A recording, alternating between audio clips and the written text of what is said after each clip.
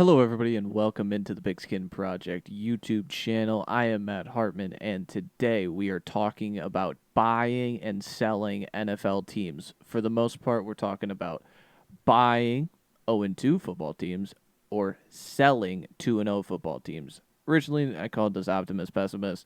I think buy and sell rolls off the tongue a little bit easier to follow. But if I mention that, you understand here. But I thought this was a fun exercise. I love talking about it every year, especially with my Saints last year. Starting really hot. Sometimes the first 2 weeks of football completely lie to you, and we kind of want to predict and see who we could get right and who's really good in the 2-0. Who could dig out of an 0-2 hole? Who's really bad in the 2-0? Like, who's secretly bad? We wanted to figure that out, and we kind of discussed as a group over in the next video. And if you want to see any of this stuff live Wednesday, 9:30 Eastern, 8:30 Central. The recap shows are the only thing not live, so make sure you check out all the content across this channel if you've missed anything, and make sure to stay tuned throughout the NFL season. But I'm rambling. Let's get you into One of my favorite talking points of each season is talking about the teams who start slow or start extremely fast. So we're doing this. This is just on the fly. Optimist / pessimist. All right, so we're going to talk about some 0-2 teams, and then we're going to talk about some 2-0 teams. So let's talk about the 0-2 first, and sell me on being an optimist for any of these teams. 12% of 0-2 teams have made the playoffs, and only 3 of them, this is all in the Super Bowl era, only 3 of them have won the Super Bowl. And these are your 0-2 football teams: the Jets, Dolphins, Chiefs, Browns, Texans, Titans, Giants, Bears, Panthers, Saints. Gentlemen, minus the Chiefs, because that's not fair. One of these things are not like the others. There are 10 teams. Yeah, there are 10 teams, and 12% rounds to, 1 out of 10, 10%. So one of these teams is likely going to make the playoffs. If I gave you, you can't pick the Chiefs. Easy. What is the team here that you are optimistic turns around and makes the playoffs? This is so 6 out of 10 of these teams are AFC teams. Just want to mention this right off the bat. Yep. So, Yes. You are correct. Interesting. Let me sell you on my Houston Texans. All right. Okay. All right. You go out, and what's the big question? Let me ask you this.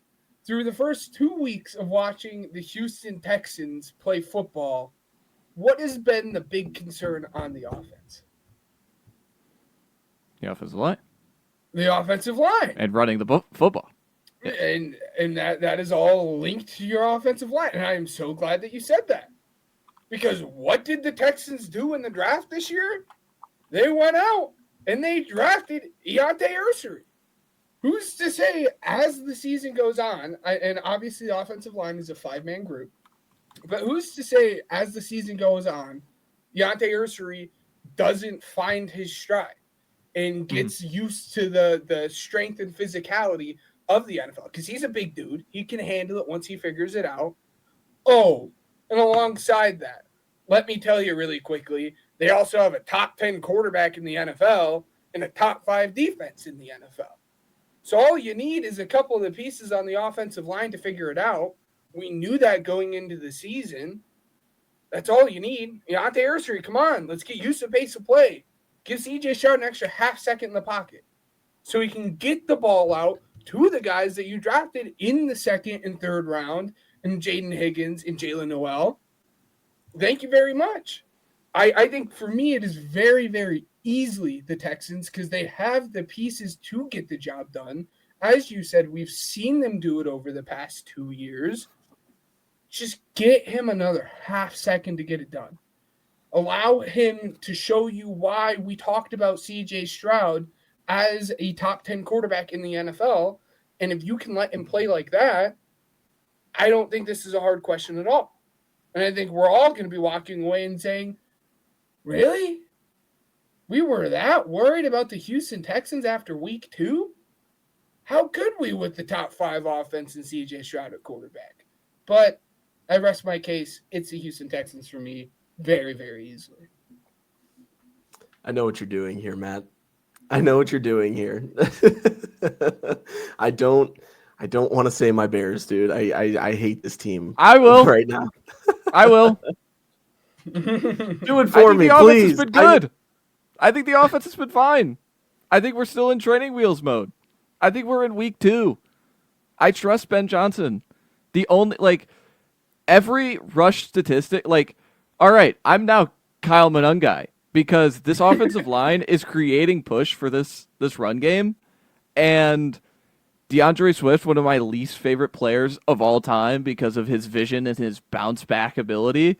I think he is overall limiting the offense in another way. I think Dennis Allen will figure out the defense. That's kind of like where I'm at, where it's like, okay, I can't really I'm flawing the defense. Look at any of these teams. Any of these teams are going to have a major flaw that you're risking. You're making a risk on.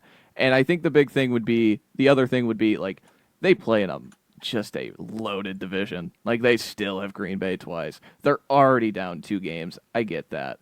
But if I am Mr. What I believe in how you get success in the NFL and how you make the playoffs is having explosive offensive ability. Why am I, of any of these teams on this list, even including the Chiefs, not going to pick the Bears because I believe in that philosophy? Pardon my French here, ladies and gentlemen. You son of a bitch, I'm in. All right, here we go. It was that easy, folks. I can't believe I'm doing this right now. If I wasn't going to pick the Bears, I cover your ears, Ben. I'd probably pick the Titans. The Titans over the Texans. Yeah. The Texans have man. more pieces, and for the same reason that you probably would have picked the Titans. I just don't think they figure out the offensive line. Division. It's again, it's me gambling on. I think because the biggest problem has been the quarterback for the Titans, and I think more blame goes on the offensive line than the quarterback for the Texans. I just have more faith that you look at C.J. Stroud started 0-2 in his rookie year, and over the course of that time figured it out. And I think just gambling on Campbell Ward being good is just I'm willing to die on that hill at this point in time, and not just because of that one throw, but because of he is setting himself up for success to me, where he's let's see if I can rip this seam ball. And if he can, he's going to know that he can do it. And if he can't do it, then he's going to know I probably shouldn't do that. It's probably bad that he made that throw in the red zone the other day, because now he is going to get an interception on something like that this year. But, yeah, Ryan, if you could not pick your Bears, who would you pick? I probably would have gone with the Texans, so I want to go with the more entertaining option and just stick with the Bears just for now. Okay. Looking at this schedule, okay, the Dallas Cowboys I don't think we're going to beat. Spoiler alert for next segment, I don't think we're going to beat, right? And they're going to be 0-3. It's going to be awful, right? Raiders, I think, are a beatable team.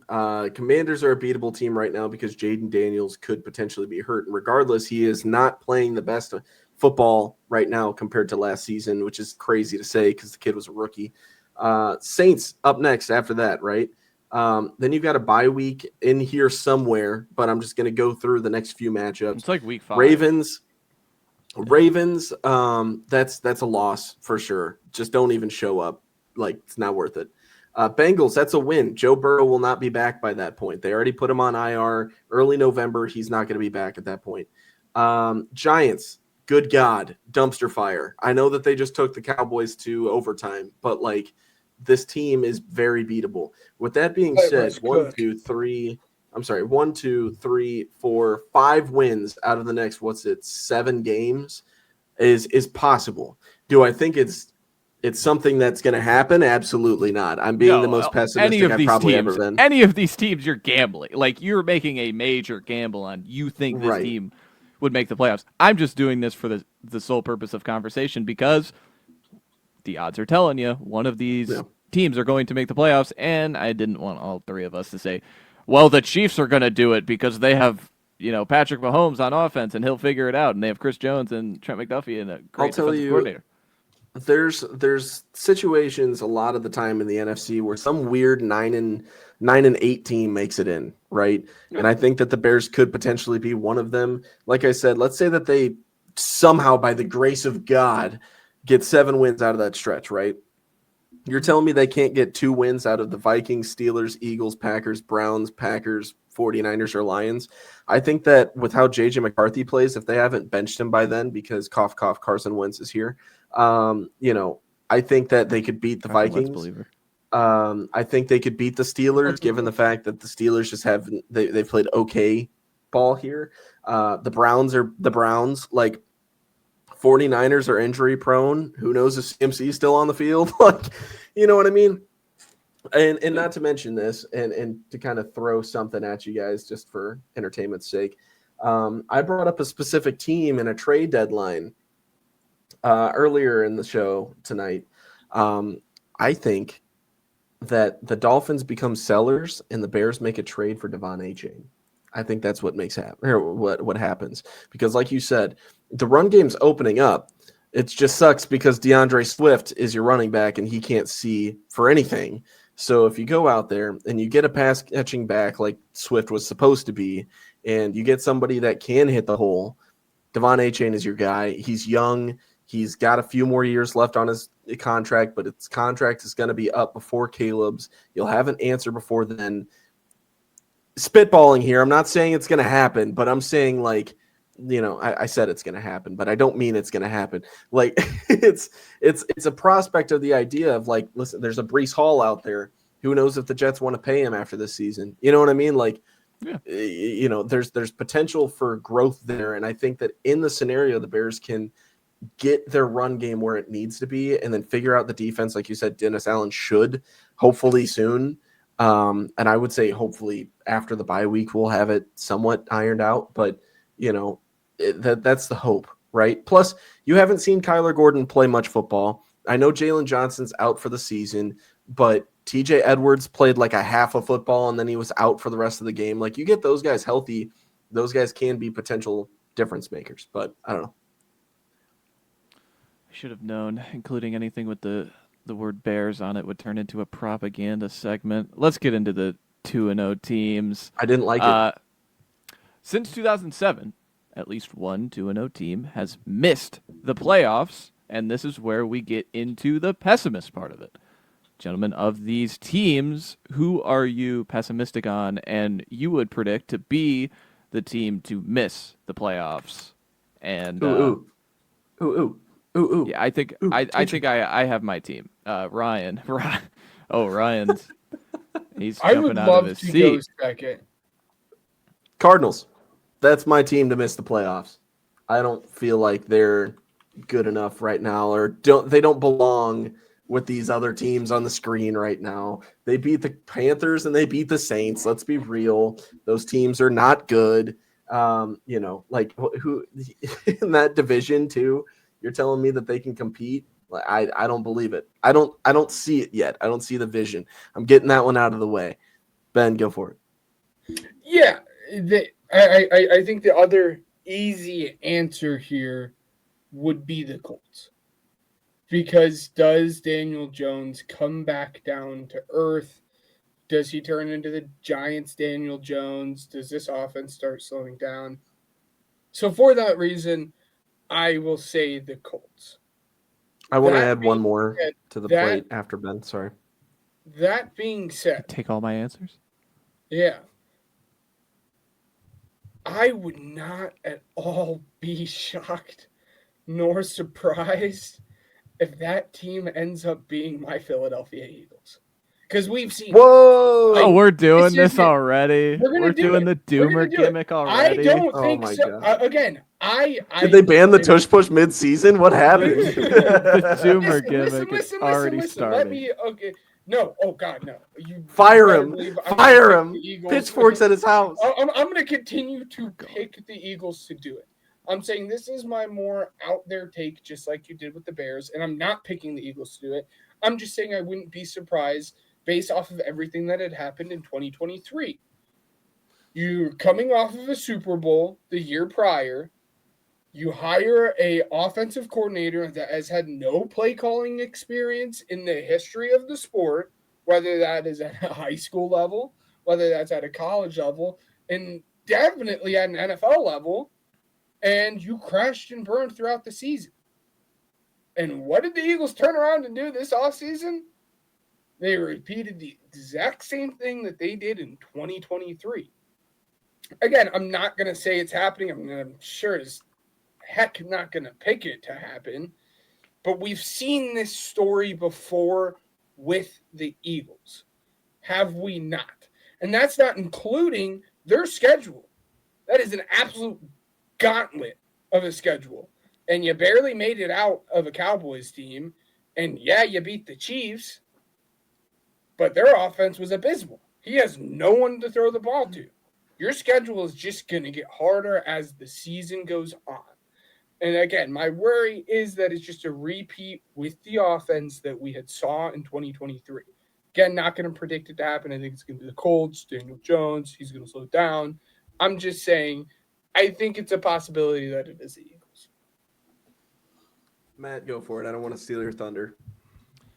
Yeah, I can make a case for plenty. I can make a case for just everybody. I think everybody sucks all the time. I can make a case for the Chargers. The offensive line sputtering, just because I still am question marks about the interior, and Trey Pipkins is playing right tackle. I could make a case for the Bengals because the defense is just still bad. I can make a case for the Colts because the offense sputters. I can make a case for the Cardinals because obviously of the NFC teams, because again, there's four AFC and 6 NFC, compared to the 0-2 teams. I can make a case for the Cardinals because they have the worst quarterback of the 6 NFC teams.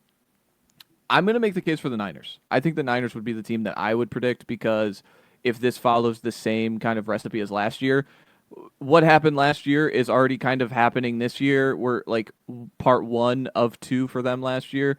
They got really injured last year and they lost their division games. They have a pretty big division game this week against the Cardinals. So for the Niners, I think it's if this injury luck continues to get out of control, and say you miss, a Bosa, hamstring injury, things like that. I'm not wish casting. I'm just saying those things out loud because they continue to pop up for this Niners team that I have a lot of hope in and I have a lot of belief in. But of these 10 teams that I'm like, just fear factor of it all, I think the Niners are probably one of the teams I think of first, just because I just watched them do it last year. It's kind of similar to Ben's Eagles point where he just saw it happen 2 years ago as opposed to 1. So I want to throw the Bengals out there, just because Joe Burrow's hurt, obviously, low-hanging fruit, but like their defense is still awful, and not to mention, I mean, we all were like, oh, this offense is so good, but what happens if you take one of those pieces away? And not to mention, in order for the Bengals to make the playoffs, obviously would have to be a wild card spot, in my opinion, because I don't see this team winning the division over the Ravens. And with that being said, the AFC South looks really, really good, and I don't see, an extra spot being, given to the Bengals because, AFC South? Did I say AFC South? I mean, what is it? AFC West, sorry. Okay. AFC West looks good. And I do think that I would probably prefer an AFC, AFC South team over the Bengals. I could see both the Texans and Jaguars making it, over the Bengals at that point. So, hot take, but whatever. No, I get that. I mean, it's if you fade It's week the Cincinnati if you fade the Cincinnati Bengals defense in 2025, I don't think you should not get pitchforks at you. But that was all for Optimist and Pessimist. Hopefully you enjoyed that video. We really appreciate you clicking on this video. Make sure to like and subscribe. That always helps us out. And remember, check out our links in the description. And Wednesdays, 9:30 Eastern, 8:30 Central Time, live over here, talking ball, interacting with the chat, having some fun. So you wouldn't want to miss that. But that's all for me. And till next time, roll that outro.